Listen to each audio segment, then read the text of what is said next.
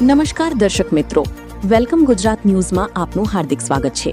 પ્રાપ્ત માહિતી અનુસાર જંબુસર તાલુકાના કાહનવા ગામમાં મુહર્રમના 9મા ચાંદે ભવ્ય તાજિયા જુલુસ શાંતિપૂર્ણ માહોલમાં ધાર્મિક કાર્યક્રમ સંપન્ન થયો હતો। કાહનવા ગામમાં મુસ્લિમ સમાજના પવિત્ર મહિના મુહર્રમના 9મા ચાંદના અવસરે શ્રદ્ધા અને આસ્થાભેર તાજિયાની સ્થાપના કરવામાં આવી હતી।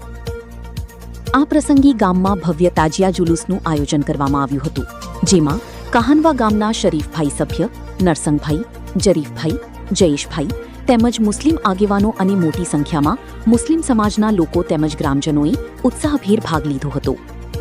જુલુસ ગામના મુખ્ય માર્ગો પરથી કાહનવા પરબડી ચોકથી લઈને કાહનવા ગામની ભાગોળ થઈને પસાર થયો હતો, જ્યાં શ્રદ્ધાળુઓએ યા હુસૈનના નારાઓ સાથે આસ્થાની લાગણી વ્યક્ત કરી હતી। ત્યારબાદ ધાર્મિક પરંપરા અનુસાર તાજિયાને વિધિવત બેસાડવામાં આવ્યો હતો।